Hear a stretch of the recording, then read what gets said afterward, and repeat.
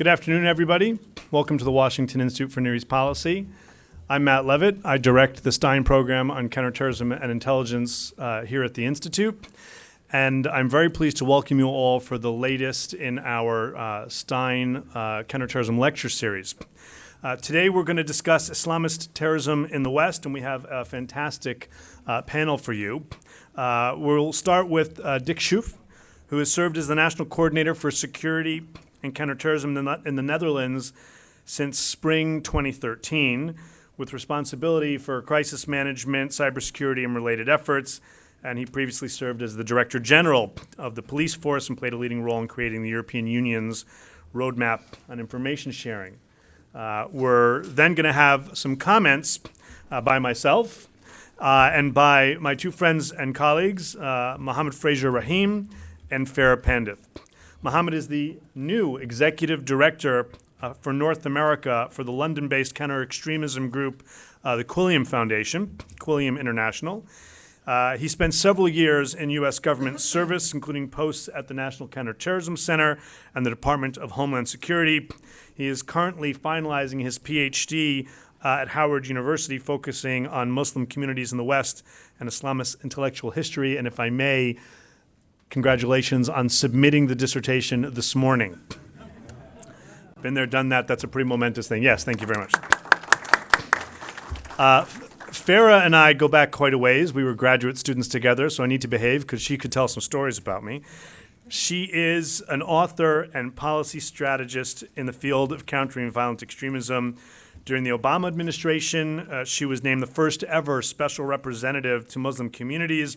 She served at the State Department in other capacities, including working for Dan Fried on Europe. She also served at the National Security Council and at the State Department in the George W. Bush administration. I'm very, very pleased and honored to be sharing a podium with the three of you. We'll start with the prepared remarks, and then I will moderate a question and answer session for the rest of our time. Dick, the podium is yours. Thank you very much.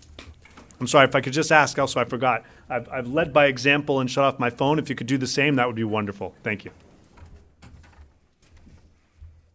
Thank you, Matt. Ladies and gentlemen, we have seen brutal attacks, jihadist attacks in Brussels, Paris, Berlin, London, Stockholm, Manchester, and again 2 weeks ago in London. The United States have seen jihadist attacks as well. New York, Boston, San Bernardino, Florida, over the recent years and months. What we see is that the modus operandi of the attacks differ. The number of casualties differ. The targets differ. And the terrorists differ. Some of the attacks are directed and organized from outside of our countries. Others are committed by homegrown actors, youngsters from our own neighborhood, inspired by the social media and internet. Yet the attack have one crucial factor in common: fear. The attackers want to create fear. They want to intimidate ordinary people, to prevent people from Florida from going to a nightclub, to prevent people from Manchester from going to a concert, to prevent people from New York to Amsterdam from taking a subway or bus to work. In short, to prevent people from living their lives and by so doing undermine our democratic and open society. A Dutch researcher, Beatrice de Graaf, used the word theater as a metaphor to describe terrorism. A theater of fear, she called it. Terrorists want the public's, the audience's attention. Regardless of the time and place, creating fear is the main driver of the play. And I think she's right. The plot and the drive remain the same, but the players differ. To effectively intervene means having to know the communities they grew up in. It means we have to know the local organizations. And it means we have to know the websites and social media that are being used to influence youngsters. It also means understanding the underpinning ideology. That is a perversion, a sectarian version of Islam. In short, we have to work together at the local level, at the national level, in cyber and in real life, and of course, across the border. A question that is often posed to me as a national coordinator for security and counterterrorism these days is, why has the Netherlands still not been hit by any attack? Are your intelligence and your police service so effective? Are your local community programs as successful? Ladies and gentlemen, yes they are. But the terrorist threat facing the Netherlands resembles the threat facing the rest of Western Europe. The chance of an attack in the Netherlands is real as in any other country in Western Europe. And that is why we have set our threat level as substantial, 4 out of 5. And the last one, 5, is critical, which means that an attack is immediate. To say we have the most effective instruments, the smartest people, or the best intelligence, and therefore we escaped an attack, would be close to a pact with the devil. I would like to emphasize, a jihadist attack in the Netherlands, such as happened in the countries around us, in the UK, in Germany, in Belgium, in France, is very much conceivable. Stopping terrorists and countering violent extremism is a key priority for the Netherlands. We take a comprehensive approach which includes prevention as well as repression. An approach which includes reaching out to the local partners and connecting with local communities. And an approach which includes legal instruments such as revoking a potential terrorist passport or even his or her nationality. But before going into more detail about our approach, let me share some facts and figures about the current threat in the Netherlands and Europe. In Europe and the Netherlands, we are faced with a complex threat picture. It is more complex and diffuse than a few years ago. More than ever before, we have to deal with different kinds of terrorists, using several ways of attacks and communication, some well prepared, some using simple modus operandi, and aiming at a large variety of targets. We assess that the threat posed by ISIS is a key factor of the threat to the West, be it through planned attacks or inspired violence. But also Al-Qaeda remains both capable and has intent to commit terrorist attacks in the West and against Western targets abroad. Domestically, partly in reaction to the jihadist terrorist threat, we see an increase in right-wing extremism and partly in response to that, again, in left-wing extremism. And social tension in our society is growing. As I mentioned before, the threat level for the Netherlands remains substantial, meaning that we consider the chance of an attack to be real, but there are no specific indications that an attack is being prepared. The attacks in Brussels, Paris, Berlin, Manchester, and London once again show us that the work of terrorists does not stop at national borders. Terrorists ignore borders. They travel from one country to the other, often by plane, bus, train, or by car. Or they are influenced by jihadi networks and individual fighters residing in other countries or regions. To give you a number, in Europe we are talking about an estimated 4,000 foreign terrorist fighters on a population of 750 million people. But we also see homegrown terrorists, those who did not travel to the ISIS territory, but stayed and plan or carry out terrorist attacks. Another development is one of the biggest paradoxes facing us. While ISIS is losing territory and important leaders, this does not diminish the threat of attacks against the West also in the longer term. The threat is sustainable.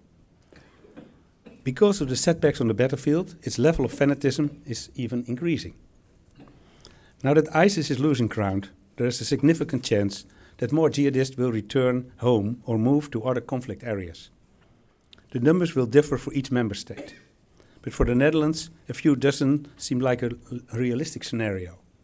They won't return all at once, but gradually over an extended period. The threat is also constantly evolving, getting even more complex, because ISIS is renewing itself, modernizing continuously. With its fighters using drones with explosives in Syria and Iraq. And we also see ISIS getting more professional online. Initially, jihadists were using social media like Facebook, YouTube, and Twitter to recruit for the jihadist goals. With the help of the same social media platforms, we are now able to greatly reduce the spread of jihadist propaganda on the internet. As a reaction, terrorist recruiters move to the more darker spaces on the World Wide Web. But they also use communicating tools for potential recruits, young and old, by means of encrypted Telegram and WhatsApp, making it harder for us to detect and easier for vulnerable adults and children to fall prey. Facing these challenges, how do we, in the Netherlands, counter terrorism and extremism? Based on our experience and our threat assessments over the years, we decided on a number of strategic principles that together form the main pillars of our national counterterrorism strategy. Our approach is threat-based and comprehensive.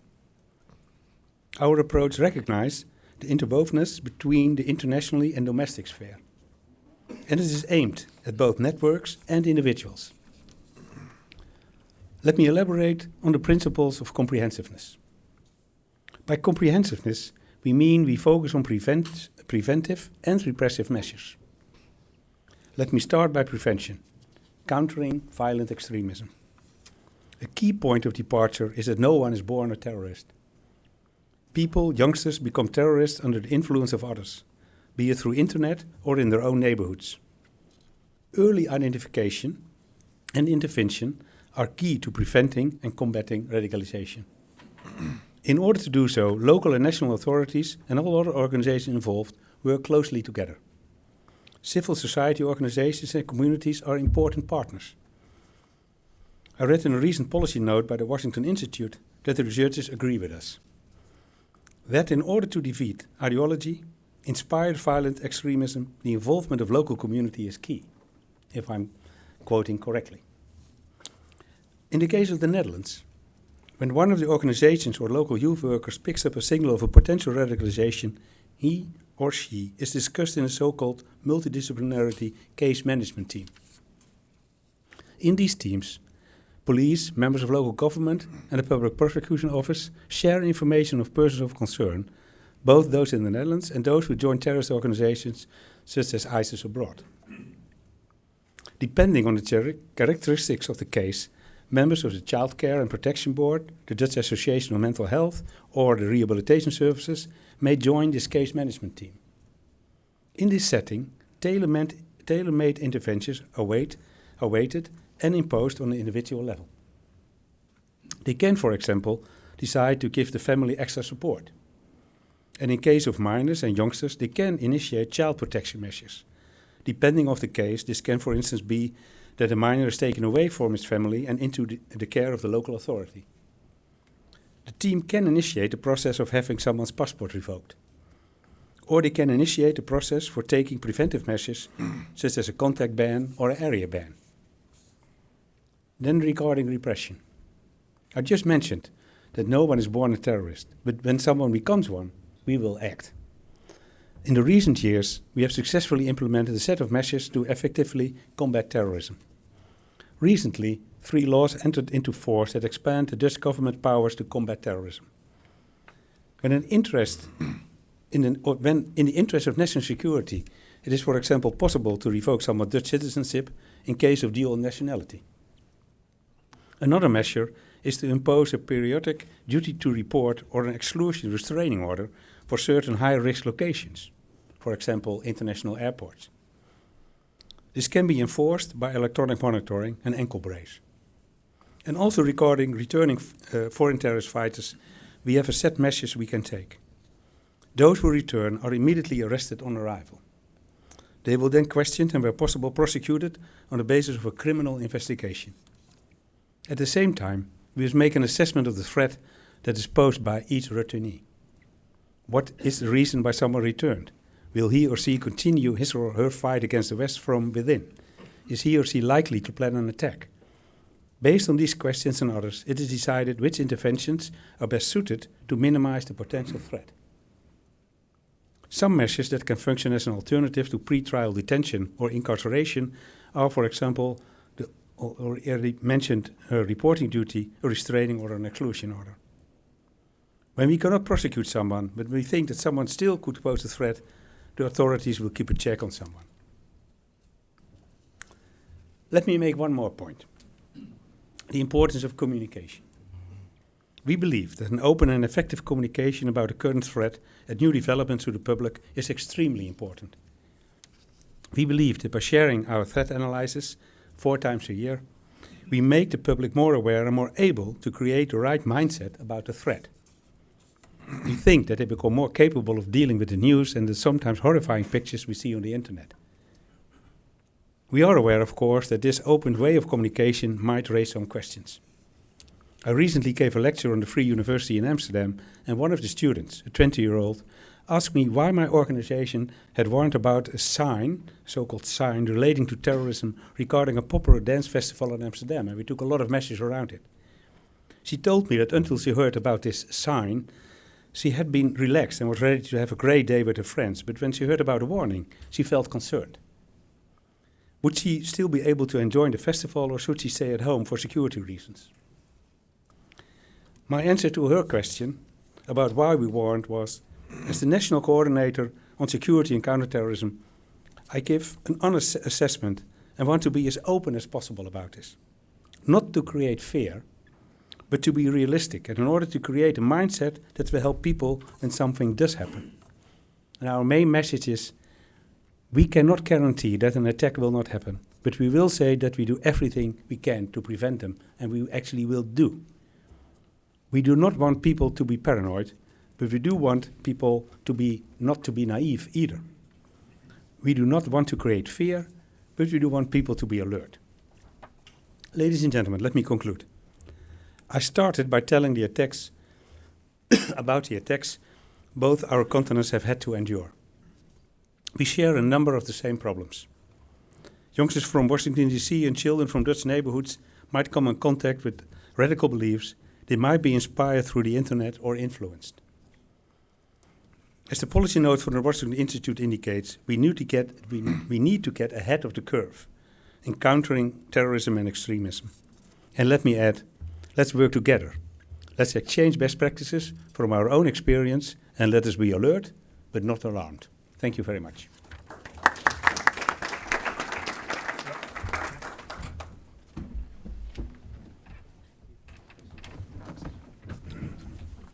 Good afternoon, ladies and gentlemen. I'll make a few remarks. How long do we have? About a few minutes? 3 minutes? Yeah. 5 minutes? Okay. So first and foremost, I want to thank the Washington Institute for Near East Policy, and particularly Matt Levitt, who's a good friend as it relates to working these very complex issues that we're all trying to make sense of. And I also wanted to highlight the role, particularly with Quilliam. If you aren't familiar with us, we are now in North America, and I am the new North America Executive Director, and our work particularly is addressing specifically counter-extremism. I think it's important that that sort of highlighted that up front. Our experts come from experiences being in the field, former Islamists themselves who have reformed themselves and now have gone down the path of promoting pluralism in the Western democracies that they live in the West, across the Atlantic, certainly in the UK and elsewhere. I just wanted to start off with a few overarching points, and then we'll move forward and try to capture that, and we'll have time for Q&A as well. I would say that, like my colleague mentioned, extremists are adapting and learning more than ever. As a veteran CT analyst and an advisor, I've seen the evolution from a large-scale, spectacular attacks to low-technology, high-impact terrorism. And also we've seen the evolution of groups themselves that carried out extreme religious piety to now the emergence of, based on open source reporting, that drugs like tramadol, a painkiller used by ISIS fighters to increase their battlefield resilience, is being used even more so. In addition, I think it's important to look at the research and literature on the impact that these groups have had on the West itself. Something worthy to continue to provide evidence-based research in this field in particular. According to the Pew Research Center, it found that 45% of the Muslim American community earns less than $30,000 a year. This figure is close to the legal poverty line. These numbers demystify stereotypes attributed to Muslim Americans. One, the fact that 45% are either poor or working class. It conflicts with that the Muslim community is solely a wealthy community, and that though sometimes Muslims labeled as terrorists, that Muslim Americans are a Muslim minority or model minority compared to Muslim diasporas in Europe. What does this mean? What populations are being radicalized, if any? And does extremism correlate to poverty, or are there other factors to be involved? I'll leave that open for now, but something to consider as well. First and foremost, based on the title of today's briefing, Islamist Terrorism in the West, we don't want to conflate violent extremism with Muslim beliefs. As a practicing Muslim myself, who's observing Ramadan, who was trained in Western academic institutions in the US, and in Islamic theological centers throughout the Middle East, in Syria and Egypt, as well as in Timbuktu, Mali, I can speak firsthand. We must be precise in when we describe the threat that we are talking about in the first place. For definitional purposes, and from our optic, Islam is a worldview. It's a value system. It's a belief system practiced by 1.5 billion Muslims throughout the world. It's a belief practiced by enslaved African Muslims who were the first ones who came to the US who practiced the Muslim faith. And right in Georgetown, Washington, D.C., we have Jarl Mahmud in 1752 who arrived in Georgetown, and his picture is now in the American Portrait Gallery. So there is a legacy and experience of American Muslims being here from the beginning. Islamists or Islamism is a political ideology that supports a draconian interpretation of Islam that is narrow, that is rigid, that is strict, that is mostly legalistic. This has modern manifestations throughout the world. There are outward manifestations, and groups vary. Some of these groups are gateway types, groups to larger and more brutal terrorist organizations like gateway drugs, and if left unchecked, can lead down the path of extremism to groups like AQ, Al-Qaeda, Al-Shabaab, Boko Haram, and ISIS. Lastly, we equate that Islamic ideology combined with Salafi theology. Again, this is sort of Quilliam's optic point, and everyone may have different viewpoints on this, but our optic point is that Islamist ideology combined with Salafi theology creates the modern manifestation of Salafi jihadism. This intellectual, social, and practical movement now has preachers, an emergent body of Islamic academic literature, and a movement to justify their legitimate interpretation of Islam that should be practiced in some instances as an emerging school of Islamic thought or jurisprudence. Now, what does this mean? Let's be clear. There's a clear distinction between conservatism and ultra-conservatism and Salafi jihadism. However, in many circles, there's a difficulty to distinguish what is, in fact, conservatism that is not nefarious and in any way and somehow and someone exposing that Salafi jihadism rhetoric. If you allow me, we are finishing up a report, and I want to parse out this nuance. The center of the Salafi agenda is their aqidah, or their beliefs, and which, despite pushback, is rooted in strong theological grounds. So we have to be very clear that there are bases for individuals' rational and their thinking, too, as well. This reference to Ibn Taymiyyah, Ibn Qayyim al-Jawziyah, etc., I won't bore you on that. But we can all agree that there is some core beliefs that they all agree, whether you're Salafi or Salafi jihadism, or jihadists going down this path of violence. Tawheed, which is just one of two core principles, and I mentioned this specifically as we relate to this conversation. Tawheed, which sought to purify the Islamic monotheism of Muslims that had been corrupted by extra-Quranic interpretations, philosophical intellectualism, grave worship, etc., and ittiba. This is a concept, is the idea of returning to the way of Muhammad, which removes the practical application of Islam, according to Muhammad and his companions, into the way which led to the emergence of schools of thought. The last category that the Salafis, regardless if they are Salafi jihadis or not, but including Salafi jihadism, have forgotten is tazkiyah. This is this concept of spiritual or ethical components within Salafism. It rests on the works like Imam Bukhari, which is a well-known hadith narrator, and other individuals as well. And unfortunately, we've seen sort of this pushback in light of this dichotomy between Sufism and Salafism. I say all this to say, without parsing out the nuance in the West, that we are missing out on an opportunity to engage, perhaps, our population as recruiters seek to promote a romanticized view of Islam and the broader Muslim world. Islamists create a mythical theocratic Muslim state and pan-Islamic state idea that, quite frankly, has never existed. There's been recent works that have come out about this, the myth of the Muslim world, An interesting piece I would encourage you to take a look at. And they play on language as to garner new adherents to their cause and promote an expansionist Muslim agenda. What can be done? We can isolate the ideology from mainstream Islam. We are quite firm at Quilliam and others that winning this fight or changing the narrative will not be won by just secular types, but by, in fact, devout, practicing Muslims who see this cancer as the issue itself. In Western democracies, we must challenge the narrative in societies, as repugnant as certain texts may be and misogynistic and patriarchal they are. In many instances in our Western democracies, they can't be banned based on legal protection. However, we must fight the ideology and taboos just like we fight homophobia, racism, and other isms. One doesn't need to be black to fight racism. One does not need to be gay to fight Islamophobia. This can be done via ideas using dialogue, debate, critical thinking that harnesses our shared values that we have in these societies. For example, at Quilliam, we have been working on critical thinking programs itself, and one of our efforts that we've been engaged in, and that they are underway at this time, and working in particular with youth who have been radicalized, even right here in Washington, D.C. And I can tell you that the individuals aren't just coming from disenfranchised populations, but some of them also come from, and I've mentioned this before, from locations like in Potomac, Maryland, et cetera. So things are adjusting, they are shifting, and our response has to be in that calculated response as well. Our perspective is one perspective that recognizes that hardcore CT kinetic activity alone can't be the only approach, but a multi-pronged strategy has to be employed. Thank you.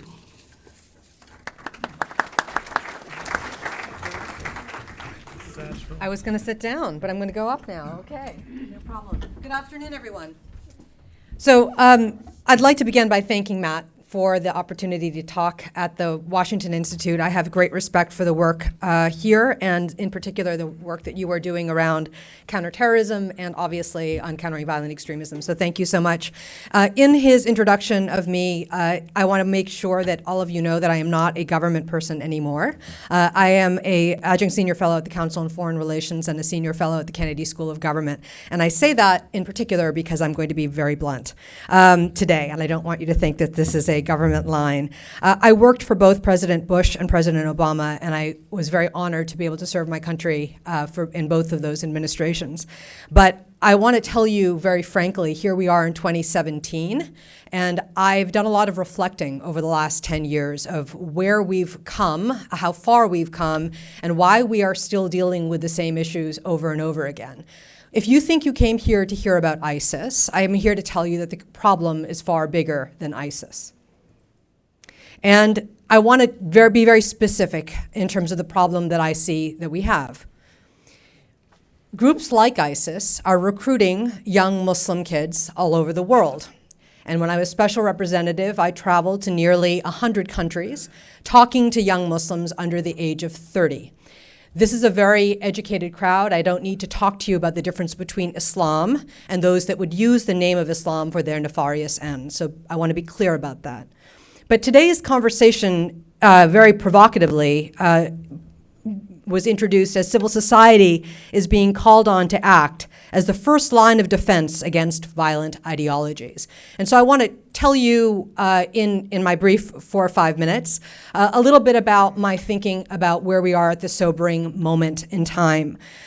First, I really believe, as I think about where we began as the U.S. government in 2007, when we actually began to look at how to counter the ideology of extremist groups. That's 10 years ago. Today in 2017, I want to say we need to go back to the basics. That's my first point. What we knew then is actually true now. Local solutions are the answer.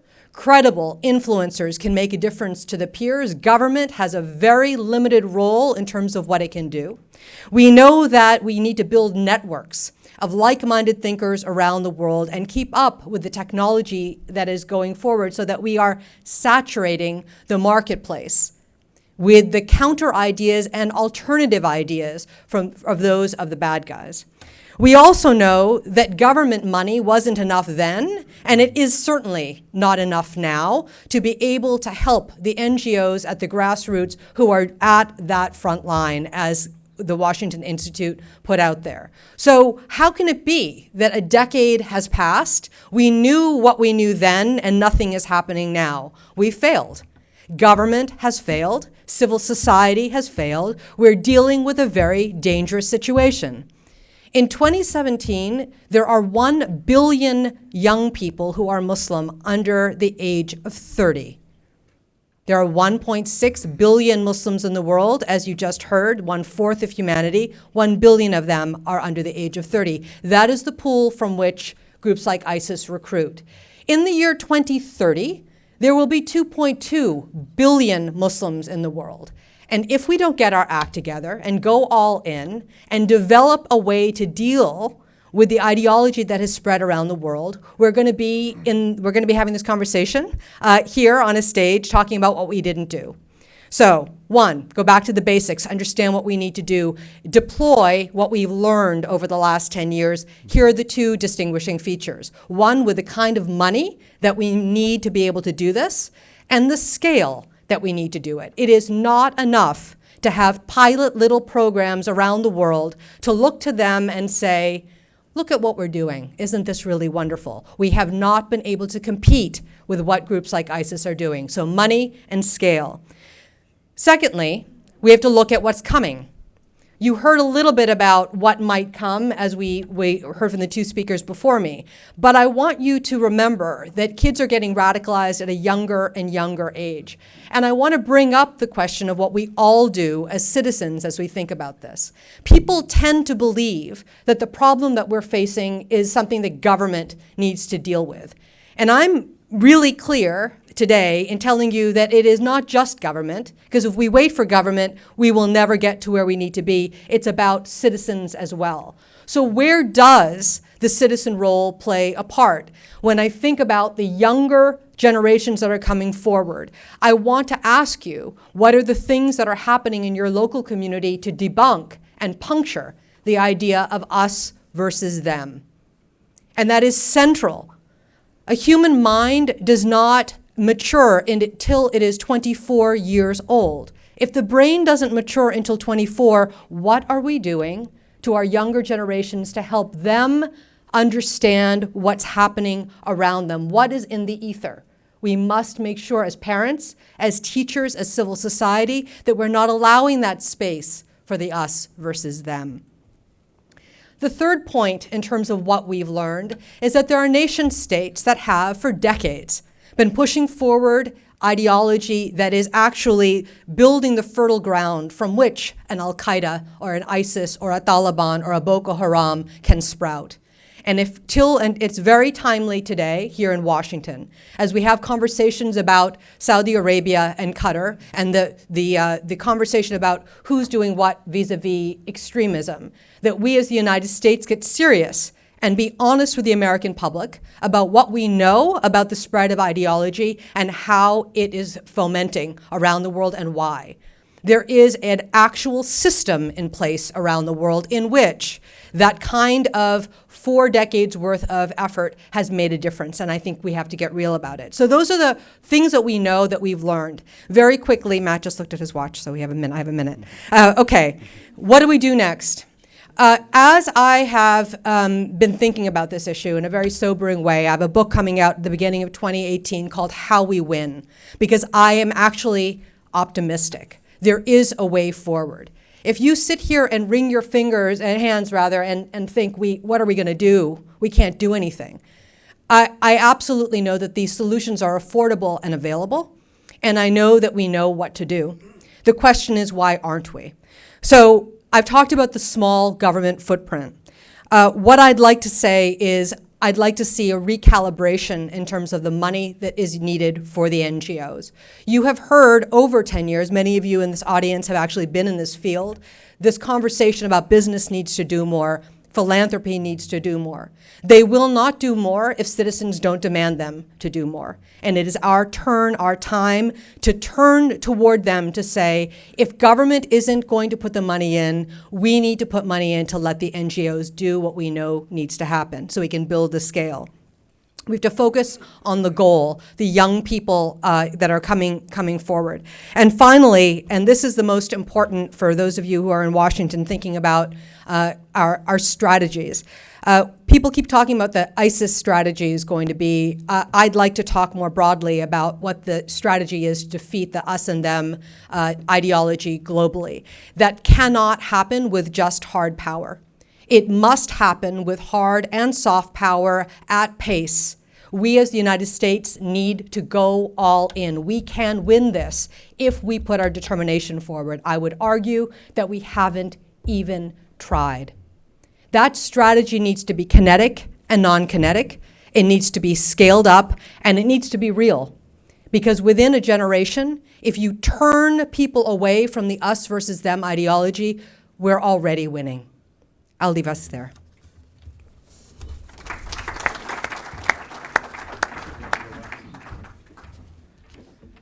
Note to self, never agree to speak after Farah. Good job. I want to draw your attention to the title we used today, which is Islamist Terrorism in the West, and underscore what several of the speakers before me have already said. Words matter, and there is a real difference between the term Islamic and Islamist. One refers to a religion and its adherents and its principles, and another is an ideology that's been posed above and beyond it and been used for nefarious purposes. But I think that maybe sometimes even a better term is the one that Europol used in its latest TSAT, Terrorism Situation and Trend Report, which just came out online. I strongly recommend you take a look at it, and that is jihadist terrorism.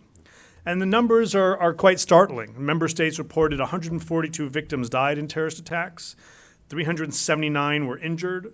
In 2016, a total of 142 failed, foiled, and completed attacks were reported. And then as a subset of that, they report 135 of these attacks specifically being what they describe as jihadist attacks.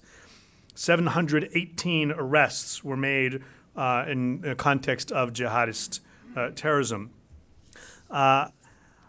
I think we need to take a step back as we are looking, and this is good news, at the beginning of the end of the Islamic State on the ground in Iraq and maybe even in Syria, and recognize that, well, that's good. That doesn't mean that the threat from the Islamic State is over, or, as you heard already, that the threat is only from the Islamic State. I think we first of all need to recognize, as the Europeans are already dealing with, that there is a problem of returning foreign terrorist fighters, and that we will not necessarily have 100% vision into all of their comings and goings, even with the best of intelligence. You have a lot of current and some former intelligence people on this panel. There's never 100%, but one of the problems we're dealing with, really grappling with, is the very high quality of false documents that some of them are using to be able to get back into the country. So even if we have put in a very strong net looking at their real names or other names they've used, there are people who are already returning to Europe in particular. The UK's reported about people coming into the UK in particular on very sophisticated false documents. And here in the United States, I should note that while we don't have the same type of returning foreign terrorist fighter problem, here we're talking about a total of somewhere around 300 people who have gone or attempted and failed to go. So it's a tiny, tiny number, especially per capita. We have something that is not completely separate, and that is over the next 5 to 10 years, we're going to have several hundred people released from jail who have served time convicted of terrorism-related offenses. And we don't have countering violent extremism programs as such within our prisons, and we don't have CVE programs built into their probationary systems that help people reintegrate into society after serving their terms. And so we too are going to have an issue in a slightly different way of returnees, including the first Islamic State person convicted on Islamic State charges, a woman who's being released from prison very, very soon. The second, of course, is the inspired, the homegrown violent extremists, whether they're literally acting on their own as lone offenders or not.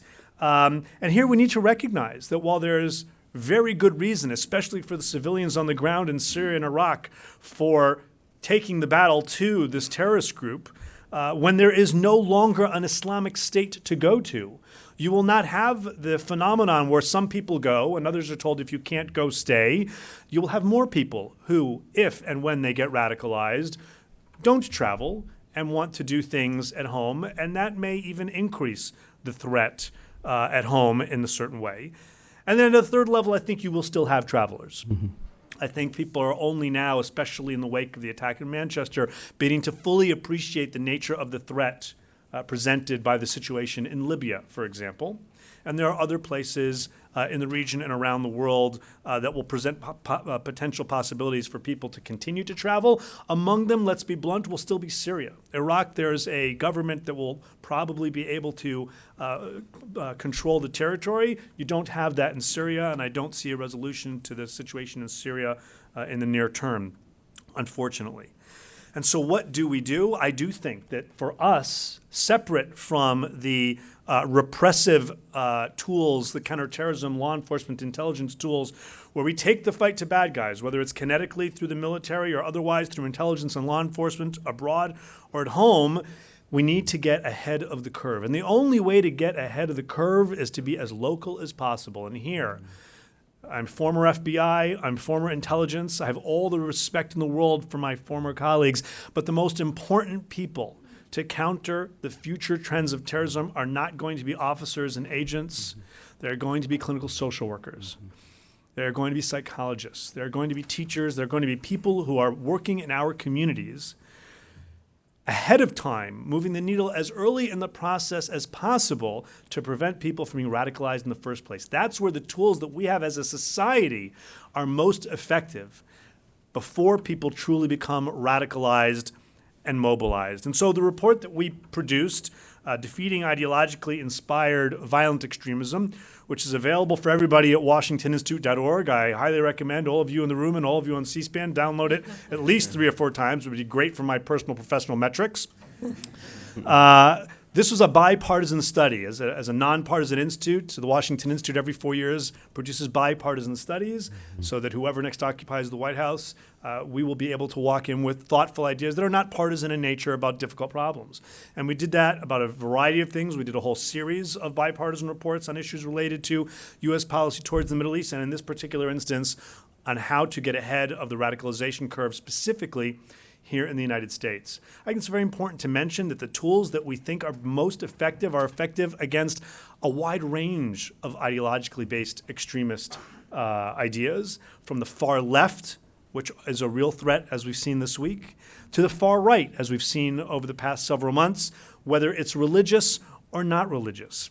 To the extent that we can, not change our perspective from a law enforcement or intelligence one, but complement that law enforcement and intelligence, that security effort, complement it with a public health approach that is not just whole of government, a term that we've been using since 9/11, but is whole of society, that takes this as local as possible, using local government, state government, and people, NGOs and others who are living in the neighborhoods where this is happening. If radicalization is happening in cases like Muhammad has mentioned here in Washington, D.C., it's not happening in officialdom Washington, D.C. It's happening in neighborhoods in Washington, D.C. And the people who will be best able to deal with it are not going to be government officials as such, but the people who are working in those neighborhoods. And Farah is absolutely right. Those programs are not working at capacity for one reason and one reason only, and that is they aren't being funded. Now, there's all kinds of politics right now about where CVE is going to go in the federal government level, and the policy review is ongoing. And there are questions as to whether or not the CVE grants out of the Department of Homeland Security are going to be continued or are not. And I would argue that's interesting, but it misses the point. The grant program was a drop in the bucket. And it shouldn't be something that is federal government driven. This is something that affects every single one of us and has to be bottom up, not top down. I want to also underscore something that Mohammed touched on, and I think this is exceptionally important that we understand. Time and again, we find out, whether it's here in the United States, Think of the Boston Marathon bombing. Think of Garland, Texas. Think of Orlando, Florida. We found out that people who ended up doing horrible, heinous things were at one level or another on the radar of law enforcement, local, state, even federal. And in many of these cases, think Orlando, Omar Mateen, this individual was investigated. Think Rahimi in New York and New Jersey, investigated, run to ground, and at the end of the day, the FBI and others said there is no illegal activity here. We don't want to change that threshold. We do not want to criminalize thought. But there are two things we absolutely must do. First, not as FBI, as society, we must contest dangerous thought. Just because some thought is not illegal doesn't mean it should be allowed to be the last word. Think of smoking. Smoking is not illegal, but we as a society, and yes, we as government, we spend a lot of money, time, and effort trying to convince young kids that it's not as cool as you think and pushing back against smoking, even as we don't criminalize it. Don't criminalize thought, but contest it. And the other thing we have to do, not only because neighborhoods need it, but because law enforcement needs it, is build local networks of these clinical social workers and others that can partner, that can have connective tissue to law enforcement, so that when the next Omar Mateen or Rahimi or whatever his or her name will be, and there will be, individual comes along and the FBI investigates them and runs it to ground and says disturbing but not illegal behaviors, so that there is then someone, some group, some network, some experts to whom the FBI or local or state police can hand off the case. This person needs help. When you have someone like Omar Mateen who's randomly and variously saying that he thinks a lot of Lebanese Hezbollah, that he thinks a lot of Al-Qaeda, that he thinks a lot of Islamic State, not knowing or frankly caring that all three of those groups despise each other and are fighting with each other, that's someone who needs help of some sort. So we have to complement the necessary law enforcement activity that is always what we're going to do to prevent terrorism, because sometimes we find out about things when there's no legal threshold to just throw someone in jail, and yet something has to happen. The good news is we as a society, we have these tools. We've been contending with violent gangs and all kinds of others for a very long time. Now, that's not exactly the same as Islamist terrorist ideology, of course. But when you have kids, and it's mostly kids, who for one reason or another have the cognitive opening to dangerous ideas and behaviors, we as a society know how to deal with that. The difference is we invested in counter-gang activities. And despite all of the hoopla and, frankly, officialdom saying things that does nothing more than scare the public, we have not had a commensurate investment in these efforts.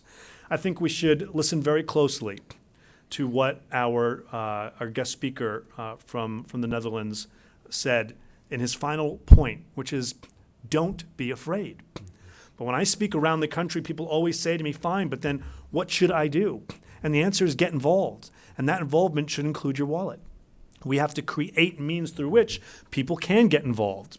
So we have NGOs that are doing things. We need to create means to be able to finance their activities. There are a lot more truly excellent ideas that mostly didn't come from me, but from my co-authors in Defeating Ideologically Inspired Violent Extremism, available at washingtoninstitute.org. And I invite you to explore them there. But for now, what I'd like to do is open this up to your questions and hopefully our answers for the time that remains. And we'll get to them, as many of them as possible. Again, I thank you all for coming.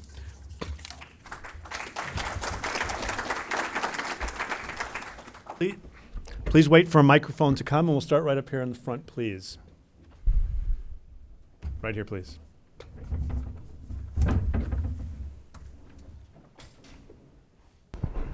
Thank you all for your very insightful comments. I'd like to pick up on the idea that we want to destroy the us and the them, and the thought that was expressed by the first speaker that the objective of terrorists is to create fear, to keep us from attending events and the like. It seems to me there's also a political component to the creation of fear, and they're seeking to push society toward strong men, whether that's on the right or the left, and to have a real political impact.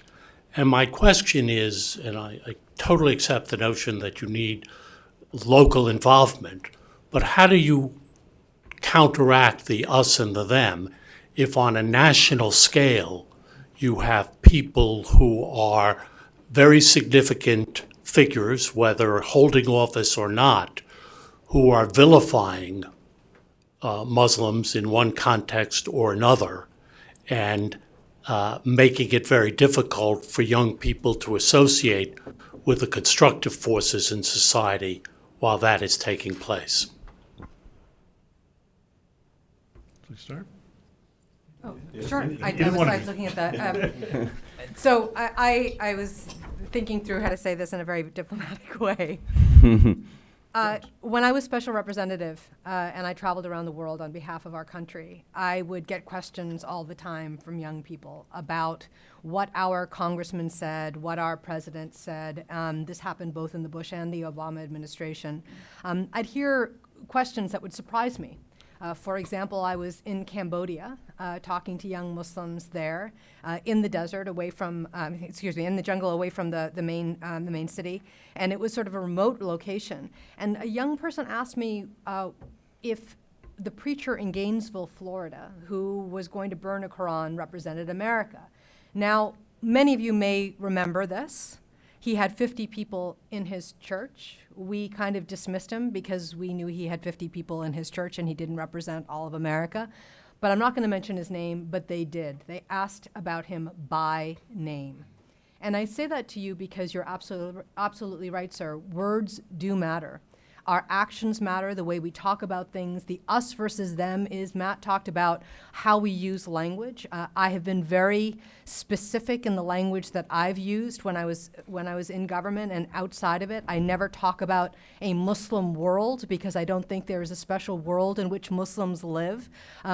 So my answer to you is, if you're going to look at how do you puncture that us and them, it's everything from the very basic things that a child learns inside of their home, all the way through what they're seeing and hearing in school, even the ways that may seem that they're not important, even the framing of how you think about things. If you talk about Americans and then say Americans and Muslims and don't recognize the fact that when you do that, you have already created an us and them, sounds super cute, doesn't it, when I say it like that? But actually, those words matter. So when you move up the chain and you get to a place where we have people who are on our TV screens, when we have them on our cell phones and they're connecting all over the world, the way to be able to debunk it is if there are more people around that young person who are actually able to puncture the us and them than just the strongest voice that's out there. And that, to me, is really going to the heart of what we need to be doing. Okay. Right here in the middle, please. Yeah.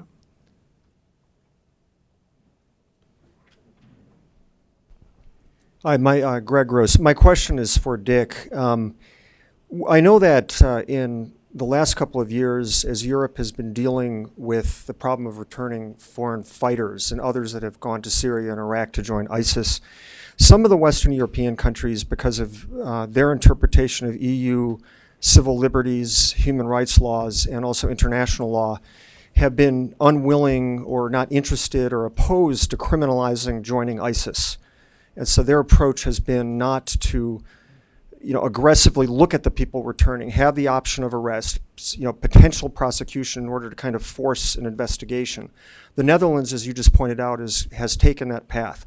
Can you tell us about, the status in Europe overall, about how much they're actually criminalizing joining ISIS, going to Syria and Iraq, and how they're dealing with the problem of returning fighters?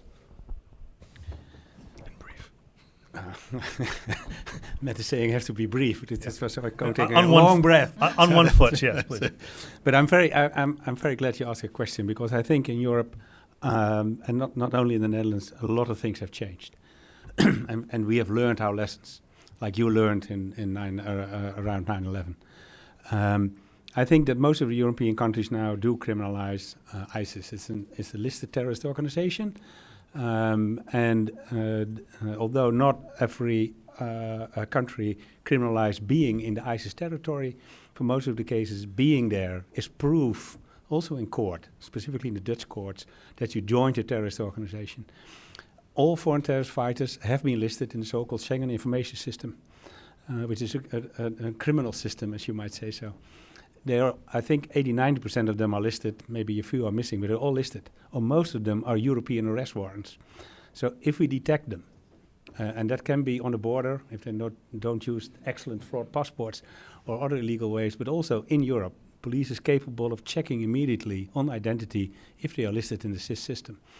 So the possibility of detecting and therefore arresting, putting them in prison, and getting them there for a rather long time grows every moment. There's one but, and the but is that it's very difficult to get good proof for court. There are a lot of investigations going on, but have the information from the battlefield. That's one of the things that Europe and also the anti-ISIS coalition is working on how to use this. If we can exchange this intelligence, can we exchange that information and make it workable for court?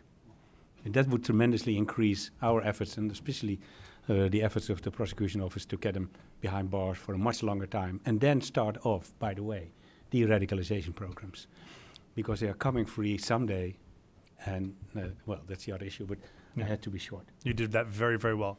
If we could have a mic right up here, corner. I see. I'm going to get to everybody, I promise. So I'm Melvin Levitsky from the University of Michigan Gerald Ford School. I want to thank the Washington Institute. This is the first time I've been here, but I've been using your stuff for the last 10 years in teaching. I'm a former diplomat, so I looked for sources, and this turns out to be one of the very best ones in terms of written material and material on the web. So thank you very much. So my question is this. I've heard, listened carefully to what you were saying, and I've heard about clinical social workers. I've heard about civil society. Government is not the answer. I'd like you to talk a little bit about how could leadership be stimulated within the Muslim community? Because I think if we think of credibility, from what I've read things like Inspire, for example, the online journal of Al-Qaeda, and the material that is put out that's available to anyone once you get there, if you're not afraid that the FBI will come after you if you read the stuff. So the question is, how do you do that? Where is there somewhere a Martin Luther King that could be used as a leader? Is there someone willing to stand up? Every once in a while we see editorials, that's good, from Muslim leaders. But I particularly, Mohammed, if I know you're involved in this, where's the leadership coming from? Is it afraid of ISIS? What's the answer to leadership within the Muslim community? That's the $1 million question. So I think we can say and breathe out loud, the Muslim community is not a monolith. There is no central authority in the Muslim world. There's no Pope equivalent. There are secular Jameson drinking Muslims who fast during Ramadan. There are Salafi Muslims who have just one wife. There are Muslims who are gay. There are Muslims who are black. There are Muslims who are Arab. So I think we, and as Farah highlighted too as well, we need to amplify this voice. There are multiple Muslim communities. There are multiple Muslim identities that represent multiple expressions of what it means to be Muslim. And I would argue in my sort of historian hat that this was part of the very inception of Islam from the very beginning, that there was, when the taxes were flowing in, whether you were in Damascus in the Abbasid period, the Umayyad period, the money was flowing in, there was a wealth of expression of what it means to be Muslim. You could be Sunni, you could be Shia, you could be Sufi, etc. But when the taxes were in fact sometimes restricted, then you have a conservatism that developed. That's not to say that conservatism is bad. It would be the equivalent of Southern Baptists. I grew up in Charleston, South Carolina, so I guess I can make that connection. But what I would say is that the American Muslim community, there are some who are speaking out. We have seen Muslim leaders, American Muslim leaders, that have been placed on the hit list in Dabiq and Inspire as well. And so when they do speak out, the response is scholars for hire. When they do speak out, they're not credible.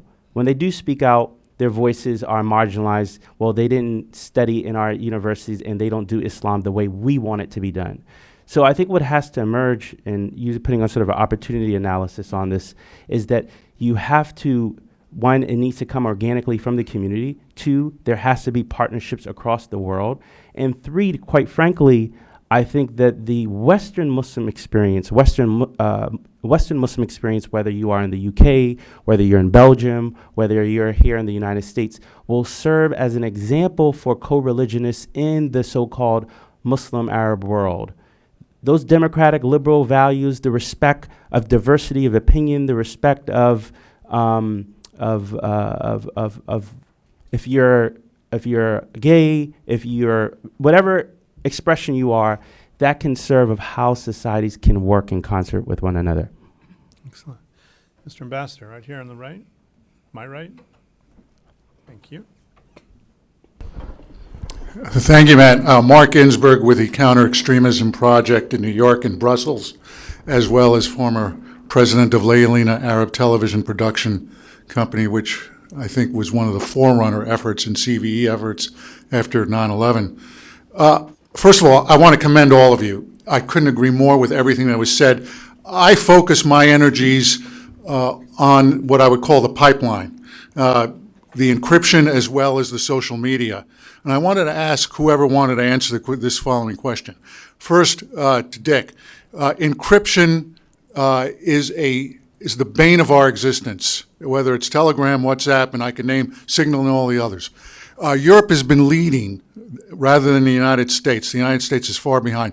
What about banning the apps that provide the encryption as a way of at least starting the ball rolling? And now we're at war, and everybody, all of these experts who claim First Amendment rights and Fourth Amendment rights don't really care until it's someone who they know was killed by a terrorist attack. But what about banning these apps? Number two, the United States government has been extraordinarily weak in holding Silicon Valley accountable for videos that are insightful and inspiring radicalization. Today, I uploaded a YouTube video that was posted yesterday training people how to develop a suicide vest. It's on my website. It was a YouTube video. It shows you that no matter what is happening, Silicon Valley is so far behind trying to, in effect, combat online extremism. I'm wondering if any of you have anything to comment on that, as well as the encryption issue. Yeah, I will not forget the encryption. The Dutch government has a rather specific opinion about encryption. And it means that we don't ban encryption. And we are not in the camp, even of the European countries that want to ban encryption, because we think that in the end, the freedom of speech and is more important than have backdoors that can be used by everybody, not only by our trusted intelligence. Having said so, we are putting a lot of stress on our intelligence to break down the codes. So that's the other way around. That for encryption. We have a lot of different opinion when it comes to social media. And I have the tension that's also a little bit different than the United States. Over the last few days, we talked a lot about this issue as well. We think that specifically, I mean, most of the social media and the Googles and the Facebooks and the Instagrams are American. That there should be a lot more pressure on these companies to remove malicious content. And that we have the so-called internet referral units. The UK started off. Belgium and France are following, the Netherlands as well, in which we want to remove the content and also make clear addresses to the companies that they should remove them themselves, also this content. So there we want to have real action. And the EU has regular discussions with the internet companies, so-called internet forum. And of course, every time again, we say we got a little bit further, but there has to be more action on the internet. And of course, there is a dilemma again about freedom of speech. But I think that it can be clearly defined what we don't want to have. And it's about hate speech, it's about the bomb make videos, etc., etc. That's very clear. It's non-religion, it's non-ideological, it's about hate, it's about violence. You don't want to have that on the internet. If I could just say something real quick, just on the piggyback on the Facebook, it'll be brief, like 5 seconds. We saw about a month ago, the individual who carried out a murder live on Facebook Live. It's only a matter of time that we're going to see a terrorist attack being done live on Facebook Live or some other platform. So I don't disagree with you. As it relates to, and we can circle back around point to point just for making time for that. The other thing with encryption, what happens after we take away Signal, we take away Telegram? I mean, we've seen organizations be creative too as well. They have skilled individuals who are sophisticated in ephemeral communications as well. So my thing is, you take it down, what happens next? Another one pops back up, and then you have to come up with some approach on that as well. All right. Right here, please. Yeah. I see you. I see you. I see you. Thank you. I'm Leon Weintraub, retired from the U.S. Foreign Service. I'd like to follow up on Mr. Fraser-Rahim's remarks about the multiplicity of Muslim communities around the world. I'm wondering why I haven't heard of, let me know if they do exist, voices, authoritative voices from whatever Muslim community in Western Europe, in the U.S., or in the Arab world, saying that these people who promote jihadism or Islamic-inspired terrorism are sullying our religion or drawing its name through the mud. They don't represent anything authoritative enough to outweigh the influence of local preachers, in fact, maybe saying the opposite. Okay.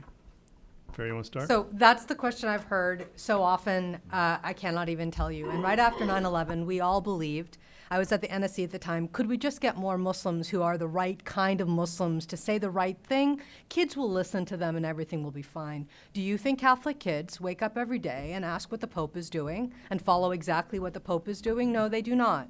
And to your point, there is no, quote, Muslim Pope, which means, going back to what I was saying, it is young people that we are looking at. You were talking about the online space. Kids are smarter than that. There is no silver bullet. Things don't just happen in the online space that don't happen in the offline space. It is a connected sphere that we're looking at. So, sir, what I will tell you is the good news is when 9/11 happened and we were looking for the voices to actually come out there, it began a process in which we began to build. And by the time I left the State Department, I know because I saw the lists, thousands of names of efforts and individuals and bodies around the world that did the right thing. We thought if the Grand Mufti of Al-Azhar University said something, surely everybody would put down their arms. Maybe if we got the Organization of Islamic Conference to say something, maybe they would all do it. They did, they didn't, okay? The Arab League, I could go through the entire thing. The U.S. tends to have this idea that if we just did this, everything would be fine. The answer, sir, is not that. There are tens of thousands of Muslim voices around the world and bodies that have stated that violence in the name of Islam doesn't comply. Yet, kids are still getting radicalized. And the reason why is because young kids who are searching for their identity, that is the singular commonality of young Muslims that have grown up after 9/11. We know, sir, that more Muslims live outside of the Middle East than in it. So it isn't just about what happens in the Arab world. It is what happens around the world where young kids are navigating through their identity and get face-to-face in the offline space and in the online space with people that can move them in a direction that is not violent. You know, mainstreaming against extremism is so important. The young people that I'm dealing with, they're going through the same issues. They're young, Muslim, of sexuality. Can I go out? Can I hang out or not? Is this religious text valid for the contemporary time that we're living in? This sort of division between men and women. Identity politics, as Farah mentioned. So these are struggles that we all have to collectively look at. And quite frankly as well, there's this movement throughout the world, whether it's me being in Tanzania and Zanzibar, it's in the Middle East, or it's in Central Asia, the emergence of unmosques. Young kids aren't necessarily going to the mosques of their parents. And so what happens when you're looking for third spaces to express yourself because you are struggling with legitimacy, you're struggling with expression? And so in many instances, some of these extremist movements offer that void. They speak to that expression. And so this is why you see some of them post-mortem. We've seen they've been on drugs, but they've never been to the mosque at all. Or communities may have reported them as well. Excellent. Right up front here.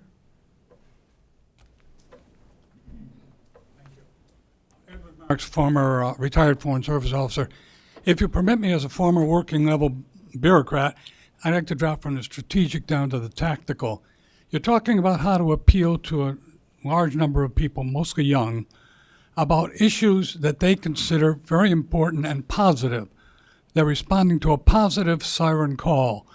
And you're talking about in the West responding to that by something we call CVE, Counting Violent Extremism, which is not only very bureaucratic and boring, it's negative. Don't we need a positive term for what we want to do, for what you're all talking about, in order to make an appeal to this crowd who are appealing, who, whether we think it's wrong or not, are responding to a positive appeal to them? I'll just start off by, first of all, thanks for the question. And as a fellow recovering government bureaucrat, I appreciate your perspective. I'd say two things. First of all, CVE is kind of the beltway, inside the beltway government term we use. I don't know anybody, and I'm looking out the room at some of you who do this in the field who use this term. So it's not like when you're out trying to engage, this is the term that you're using and it's only all negative. I'd also say that it's not always the case that people are responding to a siren positive call. In many instances, especially as you move the needle earlier in the process where our tools are the most effective, you are dealing with people, something's not going right in their lives. And what they are attracted to is the positive direction, the ability to contribute something bigger to themselves, etc. The fact that the people they're looking at are not the boring people who are giving answers that aren't exciting, but the really exciting people who are telling you that whatever's happening to you, it's part of a bigger picture. It's happening to people all over the world, and that you can use violence to effectively. That's attractive to people who are looking for simple explanations to really difficult world problems. There are other cases where people are attracted to the positive call. I think we need to look back at the fact that before there was an Islamic State, before al-Qaeda in Syria moved from al-Qaeda in Iraq into Syria, there were foreign terrorist fighters going to Syria already because they thought that they were defending innocent Syrian women and children from the chemicals and barrel bombing and starvation as a tactic of war of the Assad regime. Right? There is a piece of that too, and we have to address each of those as a case-by-case basis. It is interesting to note, however, that for all of the CVE and all the things we're talking about, I do think we're going to have a very, very big problem as our hands, even if we actually completely solve the Islamic State problem tomorrow, which we won't, so long as the Assad regime is still in power. Yes, sir, in the white. You've been nice and patient. Let's get that man a mic. You know, in the 18th century, the Wahhabis came out of Saudi Arabia and totally massacred everybody in Karbala. So jihadism is very old, and the Ottoman Empire put it down then. I'm asking about all of the people who are killed weekly by suicide bombers. They don't happen in the West. Most of it happens in Iraq, in Afghanistan, and in Syria. And if we had a fully worldwide number, it might impress us to start treating suicide bombing as we treat chemical weapons, the first terror that we dealt with internationally. And perhaps that might be a good idea for suicide bombing. Anybody? Okay. Statement heard. Yes, in the back, my friend from Europol.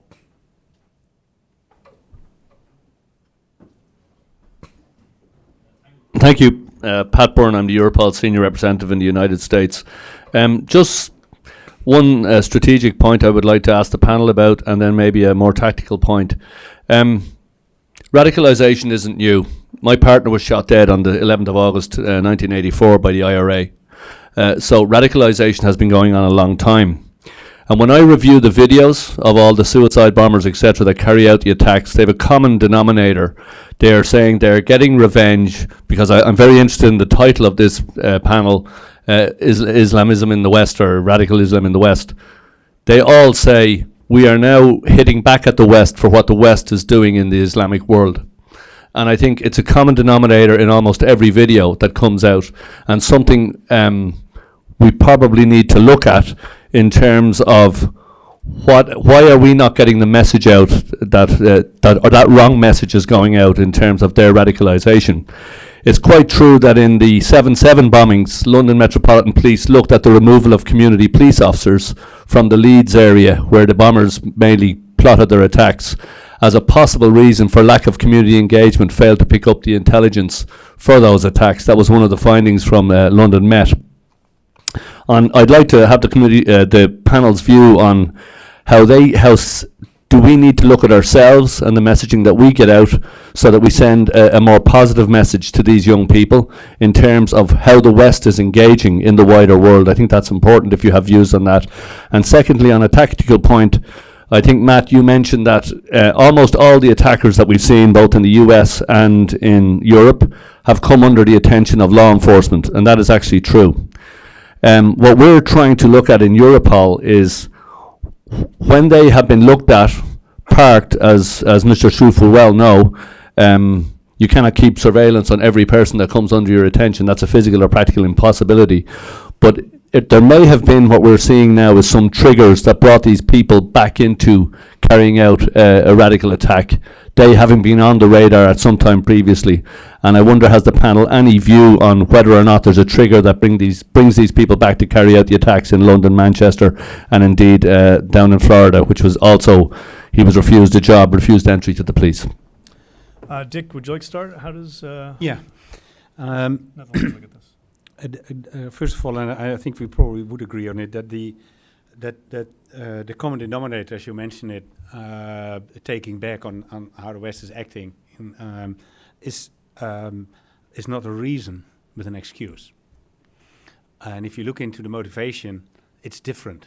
And different studies already made very clear that it's very difficult to get a good profile of a radical or a foreign terrorist fighter.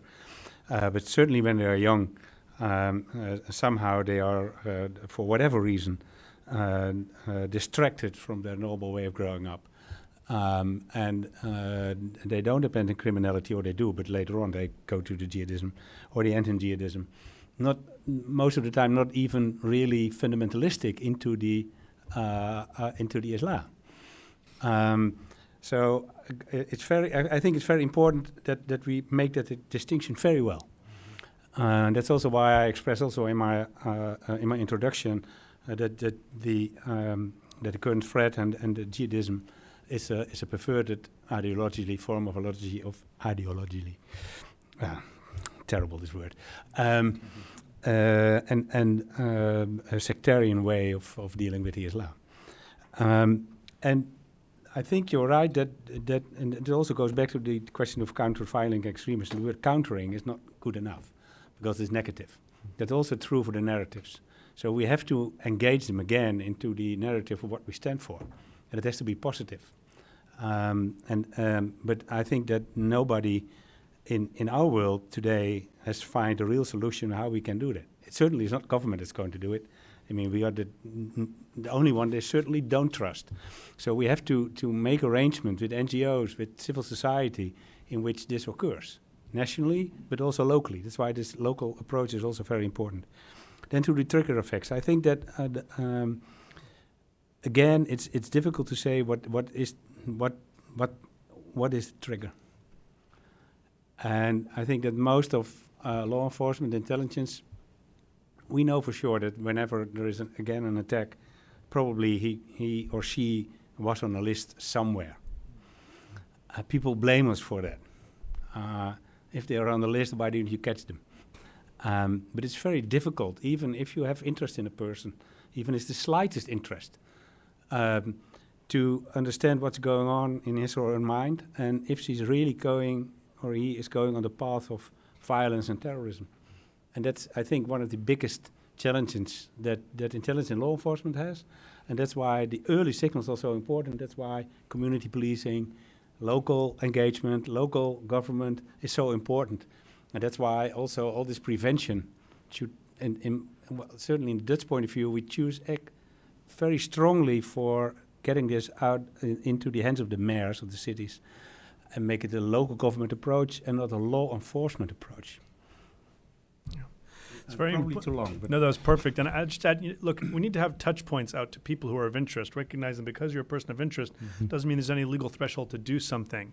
But because the nature of radicalization is such that what we call the flash to bang, the time period over which a person can not only get radicalized but mobilized has shrunk from months or weeks to hours or days, and it's non-static. You could have a returning foreign terrorist fighter who's interviewed and is assessed by a service that they're not likely to do something, but they've been exposed to what they've been exposed to, and another set of events could happen around the world or to them locally in their life, and they could be radicalized anew or re-radicalized or mobilized based on their pre-existing radicalization very, very quickly. Law enforcement can't be surveilling them 24/7 all the time, but there has to be a connective touch from society so that someone is there to notice a change in behavior. Let's go right here right now, and then we'll come to Aki, and then we'll come here. Ari Goldman from the Washington Kurdish Institute. This question is for you, Dick. I was wondering, what comprehensive plans are you taking in the prisons themselves? And for you, Matthew, how would those, what would the differences be between a European-style prison that represents certain demographics and an American prison? first of all, we made a choice that those who are convicted for terrorist on basis of Terrorism Act are put in one prison and in a special regime. So we concentrate them. And I think we're one of the few that do so, because we don't want to have this ideology spread around in our prisons, because that's one of the biggest problems in Europe, but probably anywhere else in the world, do exist. Having them in a specialized environment, we do have exit programs. We are developing them. Sometimes we are successful, sometimes we are not. And we work very strongly also with a support, a kind of family engaging point or support point, in which we reach out to the families of those who are radicalized, of those who have foreign fighters in the family, but also those who are in prison. So we make sure that the families get the support, because most of the families, they don't agree with the acts of their son and daughters. Mm-hmm. I would just say that there's a lot of things that are common between U.S. and European prison approaches, and there are some things that are very, very different. The biggest issue is that the Europeans, whether they've gone as far as the Netherlands have or not, and many haven't, they're still far ahead of us on this issue. There is discussion and thought and beginning of programs that are being put together within the Bureau of Prisons, within the Department of Justice probation system, but it's very early. I got a letter from an individual convicted of an al-Qaeda-related offense. He was in a supermax prison here in the United States, asking if I would help this individual, because this individual doesn't want to be incarcerated together with the murderers and rapists and wants to be just with his fellow jihadis, and said, maybe you could support me in this, not because you like me, but because maybe you would agree that it'd be better if I was only with jihadis and I couldn't radicalize others. It was a novel approach. If you're listening or watching, I'm not helping. But there's much more we have to do here. Rafi, over here on the left.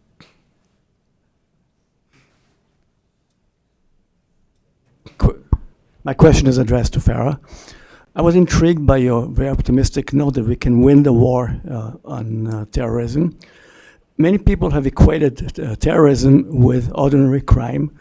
No government in the world, as far as I know, has ever succeeded in winning the war against crime. They've reduced crime, but nobody's ever won the war. So how do you define winning the war against terrorism? Thank you. It's a fair question, and I appreciate it. I didn't say that winning the war on terrorism. I'm talking about dramatically decreasing the appeal of the ideology for the demographic that we know that groups like ISIS are trying to lure in.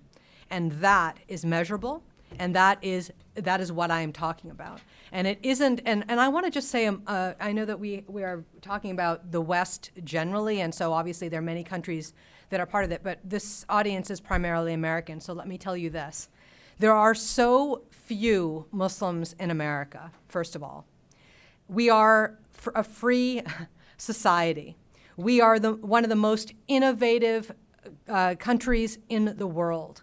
We have marketing and advertising and you name it specialists who understand how to take storylines and narratives and make sure you see it every single day. So whether you're going to buy something online or you're going to be persuaded to go to the McDonald's down the street, we know how to take an audience and move them in a particular way. How is it that here in America, with only 50 states, with all that we know, that we haven't gone all in? We haven't said, by the way, we're protecting America's youth, which is what we should be doing. Farah, from one author to another, that was a missed opportunity. The answer is, it's all in my book. It's all in my book, which you can buy online now, How We Win. Thank you, Matt. Right here, please. We can take 2 questions together in the pod. We'll take 3 questions together here, and then Aki, and then we're going to come over here, and then we're going to answer all 3 of them together and wish everybody a good weekend, please. Quick question, Bob Kopakin, retired energy analyst. What about the role of undercover informants as a means of detecting these youth before they become radicalized? How effective are they? Okay, and let's give a mic over here, please. Raise your hand, Aki. Let them know who you are. Don't be bashful. Thank you. Hi, Aki Peretz. There's been a lot of criticism over the last several years about how European countries don't adequately share intelligence based on foreign fighters going to Syria and then back within the EU, also with other countries like Turkey, Russia, etc. How's that going? Has that been improved? Have the databases been fed in? And once you catch these people, here in the United States, the average prison sentence is 13.3 years, send a lot of people away for life. How's that working out in Europe as well? Thank you.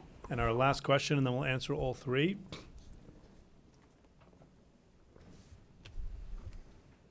Okay, before I ask the question, I was raised in Egypt and I have seen the culture there. So in Egypt, we have we versus them as well between the Egyptians. Even they are 2 Muslims, but we have we versus them. So I figured that the culture itself became more aggressive. The religious dialogue became like a cultural practice. How can we as policymakers change that? Because people by nature became religiously radicalized. So how can we as policymakers change the dialogue of religion in the Middle East? All right. We'll just go straight down, answer whichever parts of the 3 questions you'd like. Dick? All right, thank you. About the undercover agents and relating to the radicalism, I think it would be a waste of very valuable sources. And it's much more important to have your community policing around and taking up the weak signals, etc. On the question of the EU, I already touched on it in relation to the Schengen information system, etc. And I said then, and I repeat it now, we have learned our lesson. So you may criticize the EU, you may criticize the Netherlands, but we, in the last 2 years, tremendously improved our information exchange through Europol, where it's regarded to law enforcement, through the so-called CDG, the Counterterrorism Group, which is the intelligence services in Europe, through the filling of the systems of the Schengen information system, by creating a PNR system, which has to be implemented the latest in May 2018, we made huge improvements. We know who they are, we share their information, and we do everything to tackle them. May I make one last remark? Of course. Because I ended my speech saying that let us be alert, not alarmed. That's a general communication to the public. But to the colleagues in the in the intelligence and the law enforcement and local authorities, etc., I have a different message, and I repeat it all the time. And it's a passionate message almost, and that is that we have to be alert and we have to be alarmed. But specifically, we have to be at the top of things. We have to be as sharp as a needle. We have to be agile and vigilant to try to protect our country in the sake of our national security. Thank you. Excellent. Farah? I just would say, I mean, listen, I think it's an important question you're asking, and I kind of addressed part of it in my comments about what policymakers need to do in everything that we do. In everything that we do and everything that we say, the diversity of communities matters. And I think specifically to the United States government, we cannot set things up like Islam is just Sunni versus Shia in everything that we're doing. We have to make sure that people that are around the tables are of all kinds of diverse pieces of the religion and how they practice it. And it's everything from the most formal things that we do to the most informal. And I'll leave you with this because it is the month of Ramadan. I remember when I was in the Bush administration, and it has been the tradition of the United States president to host a Breaking of the Fast event in the White House every year. And at one point during the Bush administration, the president invited guests to the White House for the iftar. And the tradition had been to only invite Arab ambassadors to come break the fast, as if everything Muslim was Arab.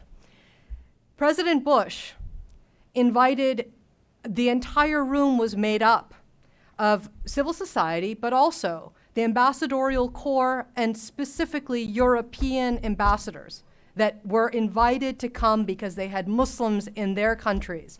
And the rationale was, it doesn't matter if you're in a Muslim majority country or you're a Muslim living as a minority, we are respecting you. And I think that kind of very particular attention to detail is a message that can be sent. Excellent. I'll just say brief remarks. I think you have to use all aspects of soft and hard power. I think that's vital. As a former counterterrorism intel officer, I believe you have to engage all of that. And to your point on Egypt, I'm a third generation African American Muslim from the South. Though I enjoy kanefa, though I enjoy baklava, I enjoy my red rice and fish that my mom makes from Charleston, South Carolina. My grandparents converted to Islam back in the 40s. Jazz musicians. Nowhere in any Western democracy do you have an indigenous Muslim community with the African American community. You have 2 Muslim congressmen, Keith Ellison, Andre Carson. Those are credible voices that are soft, that have been part of the fabric from the very beginning of society. I'll just conclude with saying on the issue of the undercover informants, I would be very, very, very careful to make 2 points. One, you can only do that in very few circumstances, both because of resources and because you don't want to be seen to be investigating things that are not violations of the law. But even more importantly, you do not want your efforts within the community, efforts that are public health and public safety and ultimately about countering extremist ideas, to be seen as being a cover for spying. And there is that concern within someone. We have to push back on that. And the best way to push back on that is to make sure that we are very, very clear and careful with ourselves, that we are not spying on communities unless there is true predicate for some type of a crime. On the issue of European intelligence sharing, I'm going to refuse to answer simply by also reminding those who haven't yet seen their inboxes that a week from today at this podium, we will be hosting Gilles de Kerkhove, the EU's counterterrorism coordinator, for an event just like this one, and that will be your opportunity for us to inquire about all things EU counterterrorism next week from 1 to 3. I thank you all who were able to participate with us in person, all of you who were able to participate in the C-SPAN world and the live stream worlds. Have a great weekend. Thank you very much. Those are still hot mics. Thank you very much. It was great. I really appreciate it. Yeah. All right. Have a safe ride home. Yeah, we'll manage. Really nice.